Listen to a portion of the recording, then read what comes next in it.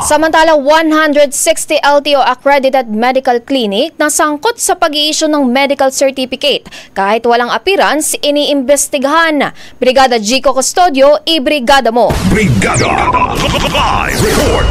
Ipinag-utos na ni Land Transportation Office Chief ASEC Attorney Vigor Mendoza ang investigasyon sa 160 LTO accredited medical clinics na sangkot umano sa pag-i-issue ng medical certificate kahit walang personal na check-up o tinatawag na non-appearance modus. Ayon kay ASEC Mendoza, mahalaga ang medical certificate sa pagkuha ng lisensya kaya't hindi dapat palusutin ang ganitong irregularidad. Iniutos na ni DOTR Secretary Vince Dizon ang paghahain ng kasong administratibo at kriminal laban sa mga sangkot kabilang ang mga doktor na pumirma sa mga peking medical certificates.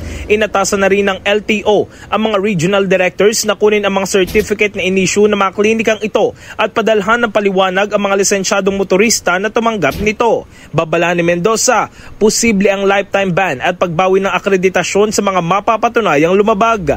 Magsisimula na makatanggap ng show cause order ang mga klinika ngayong linggo. In the heart of changing lives, ako sa Brigada Jico Custodio ng 105.1 Brigada News of Manila, the Music News Authority. Ang bahaging ito ay hatid sa atin ng Guard C Plus with Zinc Capsule. Always protektado ang kalusugan.